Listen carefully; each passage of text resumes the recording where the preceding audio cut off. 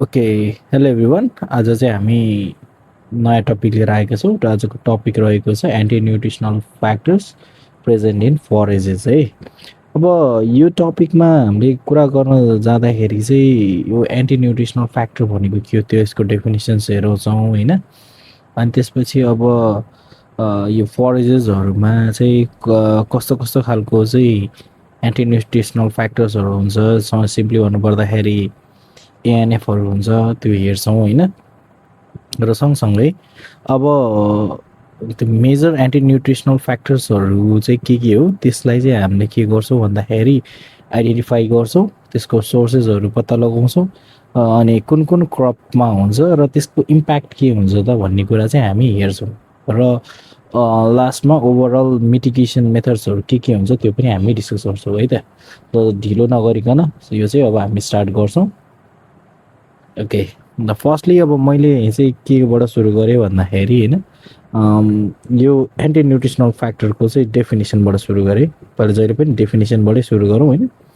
So definition चाहिँ के हो त है।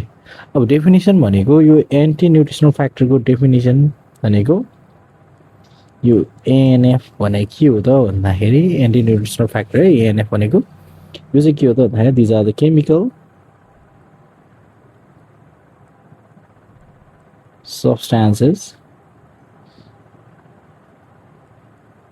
in the diet that होइन by themselves or through their metabolic products interfere with feed utilization and affect animal performance ल्याएर त यो चाहिँ गोल्ड स्ट्यान्डर्ड डेफिनेसन हो। यसले चाहिँ के भन्छ भन्दाखेरि कुनै पनि डायटमा हो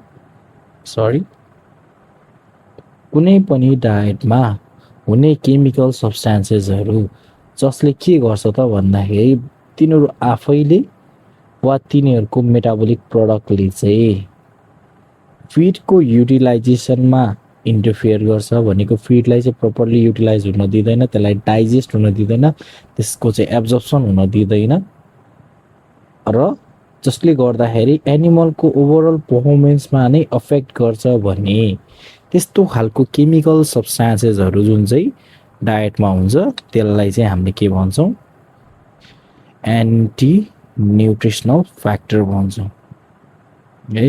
र यो के हुन्छ भन्दाखेरि यो एन्टी न्युट्रिसनल फ्याक्टर सबै प्लान्ट्सहरूमा हुन्छ होइन। इट अकर्स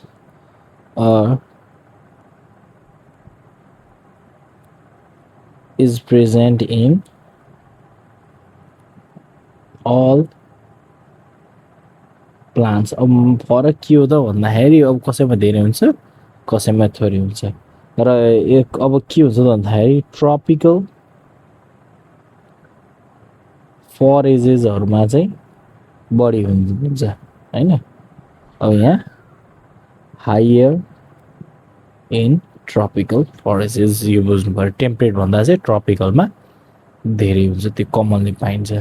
र यसको जेनरल इफेक्ट के हो त। सो अब यहाँ लेखिदिउँ जेनरल इफेक्ट्स चाहिँ के हुन्छ त हो। जेनरल इफेक्ट्सलाई चाहिँ मैले सर्ट पहिला अब एउटा पोइन्टमा 1 नम्बर लेख्छु, रिड्युस्ड फिड इन्टेक होइन। खाना चाहिँ के हुन्छ त भन्दाखेरि कम जान्छ होइन, पचाउँदैन, लेस प्यालेटेबल हुन्छ होइन। त्यो कारणले गर्दाखेरि अनि खाना कम खाइसकेपछि पनि अर्को प्रब्लम हुन सक्ने भनेको त्यो खाएको खानाको पनि डाइजेस्टिबिलिटी चाहिँ थोरै हुन्छ, लोवर डाइजेस्टिबिलिटी, लोवर डाइजेस्टिबिलिटी हो। अनि त्यसपछि 3 नम्बरमा हुन्छ अब डाइजेस्ट नै कम हुन्छ होइन, सुरुमा त खानै कम खान्छ अनि खाना कम खाइसकेपछि कम खाना डाइजेस्ट हुन्छ र डाइजेस्ट भएको पनि के हुन्छ त भन्दाखेरि इम्पेयर न्युट्रिएन्ट एब्जर्प्सन होइन, त्यसको न्युट्रिएन्ट एब्जर्प्सन चाहिँ इम्पेयर हुन्छ भनेको तिनीहरू प्रपरली चाहिँ एब्जर्ब न्युट्रिएन्ट जुन फुडमा हुने फिडमा हुने न्युट्रिएन्टहरू त्यो चाहिँ राम्रोसँग हुन सक्दैन, एब्जर्ब हुन सक्दैन। र लास्टली चाहिँ के हुन्छ त भन्दाखेरि अब हेल्थमा चाहिँ केही इफेक्ट्सहरू, पोटेन्सियल हार्मफुल इफेक्ट्सहरू देख्न सकिन्छ, पोटेन्सियल हार्मफुल हेल्थ इफेक्ट्स। अब खाना राम्रोसँग पच्दैन हो, अनि त्यसपछि के अरे पोइजनिङ हुनसक्छ होइन। सो इभन कुनै कुनै केसमा जस्तै अक्जालेटले गर्दाखेरि चाहिँ क्याल्सियमको एब्जर्प्सन रोकिदिन्छ त्यसले। सो क्याल्सियम डिफिसियन्सी भएपछि हाइपोक्याल्सिमिया होइन, अनि विकेन्ड बोनहरू जस्तो प्रब्लमहरू देख्न सकिन्छ। सो यो कुराहरूलाई चाहिँ हामीले अलिकति बुझ्नुपर्छ है। So this was mainly the first introductory part. अब यसपछि चाहिँ हामी जान्छौँ मेजर एन्टी न्युट्रिसनल फ्याक्टर्सहरूमा, त्यसपछि चाहिँ त्यो हामी कुरा गर्छौँ है त। ल अब चाहिँ हामी दोस्रो पोर्सनमा आयो। दोस्रो पोर्सन भनेको चाहिँ मेजर एन्टी न्युट्रिसनल फ्याक्टर्स है। अब यसमा चाहिँ हामीले के गर्छौँ भन्दाखेरि के हेर्छौँ भन्दाखेरि सो के छ त पहिला लिस्ट आउट गरौँ है त। सो 1 नम्बरमा छ नाइट्रेट, 2 नम्बरमा छ अक्जालेट, अनि 3 नम्बरमा छ स्यापोनिन्स, र 4 नम्बरमा रहेको छ सायानोजेन्स, अनि 5 नम्बरमा छ ट्यानिन्स, अनि 6 नम्बरमा छ मिमोसिन, अनि त्यसपछि लास्टमा अदर फ्याक्टर्स भनेर हामीले चाहिँ केही फ्याक्टर्सहरू जुन चाहिँ अलि लेसर इम्पोर्टेन्सका छन् तिनीहरूलाई चाहिँ हामीले राखेका छौँ है। सो हामीले नाइट्रेटको बारेमा पनि पढ्छौँ, अक्जालेटको बारेमा पनि पढ्छौँ, स्यापोनिनको बारेमा पनि पढ्छौँ, साइनोजेन्सको बारेमा पनि पढ्छौँ, र मिमोसिन र टाइनिन्स अनि अदर फ्याक्टर्सहरू के छ त्यसको बारेमा पनि पढ्छौँ है। ल अब ढिलो नगरिकन हामी चाहिँ अब सुरु गर्छौँ के त भन्दाखेरि नाइट्रेटबाट। सो हाम्रो फर्स्ट एएनएफ रहेको छ 1मा नाइट्रेट। अब यिनीहरूको चाहिँ हामीले के गर्छौँ भन्दाखेरि पहिला सबभन्दा सुरुमा हामीलाई चाहिने भनेको के हो त भन्दाखेरि यिनीहरूको सोर्सेस हो। हामीलाई के चाहियो, हामीलाई चाहियो सोर्सेस है। अब सोर्सेस के हो त भन्दाखेरि यो नाइट्रेट प्लान्टमा कसरी डेभलप हुन्छ त्यो कुरा हामी हेर्छौँ होइन, अनि कुन कुन क्रपमा हुन्छ भनेर त्यो हामी अर्को पोइन्टमा हेर्छौँ। सो यो नाइट्रेट चाहिँ के हुन्छ त भन्दाखेरि यो चाहिँ यसको एक्युमुलेसन हुन्छ, it accumulates in stem and leaves during initial growth phase or when plants are under stress। अब जब प्लान्ट चाहिँ के हो त भन्दाखेरि कुनै पनि प्लान्ट चाहिँ जब उसको अर्ली ग्रोथ स्टेजेसहरू होइन, अर्ली ग्रोथ फेज या इनिसियल ग्रोथ फेजहरूमा चाहिँ हुँदाखेरि त्यसको लिप्स र स्टिममा चाहिँ के हुन्छ त भन्दाखेरि यो नाइट्रेट चाहिँ के हुन्छ त भन्दाखेरि एकुमुलेट हुन थाल्छ, राइट?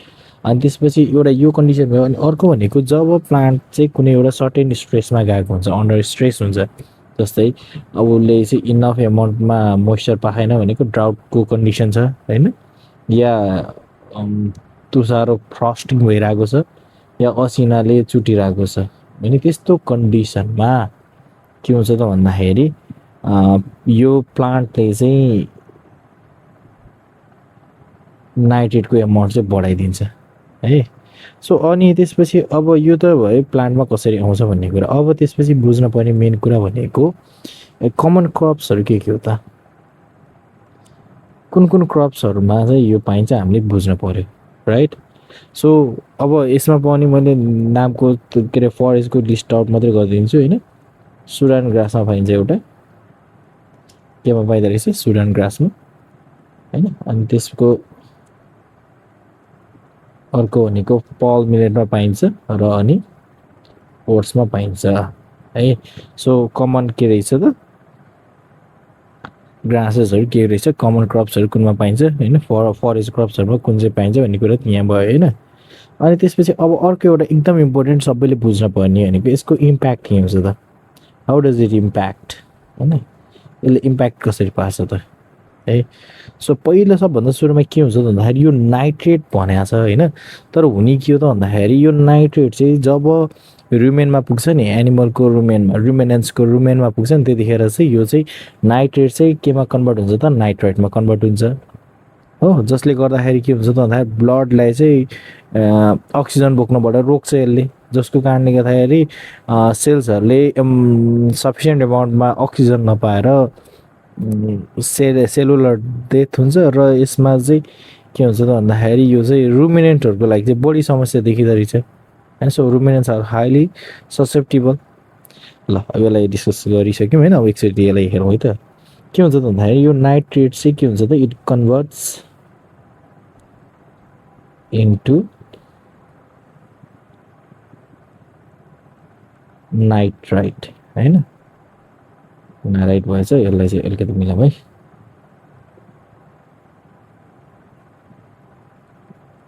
नाइट्राइट है